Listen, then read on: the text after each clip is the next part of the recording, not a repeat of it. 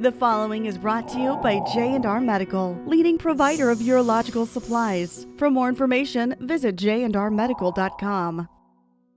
I'm James DeBose, the founder of J&R Medical. I've been hurt for over 20 years, and in that time, I've learned to become as independent as humanly possible. The stuff that we're showing in this video series is a culmination of 2 decades of trial and error.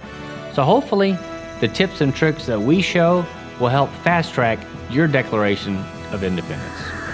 Congratulations, you got your driver's license. Now comes the task of learning how to get in and out of the car independently. This is when life kind of got back to normal for me. It was a great day to be able to go out on a date or go grab some food or go hit a movie and do that independently. So I'm going to show you how I get in and out of the car every day. I probably do this somewhere between 5 to 7 times a day, easily. As with everything, practice and repetition really help with this. I don't use a transfer board. However, you got to do what works best for you. So if you require one, the steps aren't that much different from what I'm going to show you today. I will tell you that I'm very aware of the potential for skin breakdown, pressure points, and so forth. So before I even transfer into the car, I want to let you know that I use a Roho not only in my wheelchair or some type of pressure relieving cushion, but I also use one in my car. That's something that a lot of people don't think about. I think it's important, and it's worked for me. Look, it's daunting. I remember being in rehab, doing the car transfer for the first time. This foot or so, or 8 inches, looks like a mile, especially when you're learning how to transfer, so it's quite scary. I mentioned balance points earlier. That is huge. Learning your balance points, learning what you can and can't do. Your therapist will work with you on that stuff, but that is vital to achieving a successful car transfer. So I'm going to go ahead and start. Normally I unload my backpack, throw it over to the passenger seat. As I mentioned before, I like to drop the foot in the direction that I'm transferring. So transferring into the car, I'm dropping my right foot off of my foot plate with the entire purpose of shifting my hips as far out as possible. So I'm pretty far out. I'm on the edge of the chair right now on the right hand side. Again, I'm going to set up a safe base. Okay, and what I mean by that is, this is going to be a pivot point for me to transfer into the car. Lean forward. Again, it's scary if at all possible. A big part of a good transfer is using your head as kind of a counterbalance. So I'm going to go ahead and transfer in. I'm in the car now.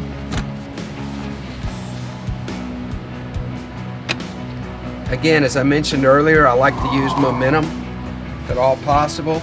So I'm hooking my leg. I'm going to slide in, pull my leg in, and I'm going to use a similar type motion to pull my other leg in.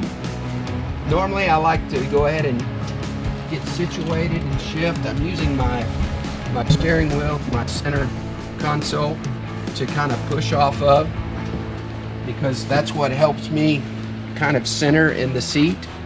And also it just gives me better stability when I'm trying to transfer, when I'm trying to load the chair into the car.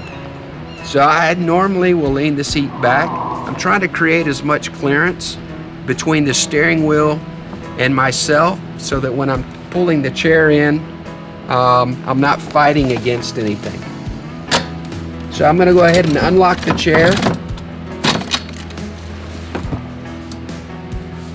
Going to position the chair so that basically I can tilt it up. Okay, and again, everybody's going to do this differently, but the key for me, I do not have dexterity.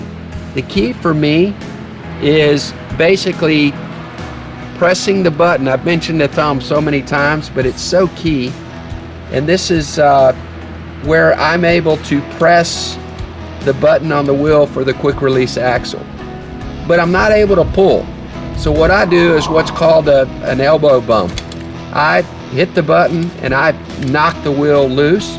Once it's loose, it's flexible, it's free.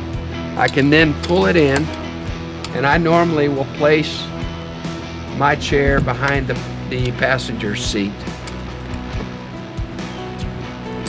so that if I have somebody with me, it just makes it convenient for them and for me. Again, the goal is trying to do this as independently as possible. So what I do is I pull the rest of the chair in. As you're weighing options on chairs, the weight of the chair is really important. I happen to use a titanium chair that is extremely light. It allows me to pull the chair in almost intact, fully intact. But this is where I take the other wheel off. Some guys will actually flip the chair around outside of the car and take the wheel off out there. I prefer to do it in here. Same type thing. In this instance though, I push the quick release with my finger and I push up with the other arm. So this arm is pushing up. Once it's released, it comes right off that easily. Again, I place the wheel back behind the seat, and then I place the frame of the chair back behind the passenger seat as well, and I'm off. J&R Medical, leading provider of urological supplies. For more information, visit jrmedical.com.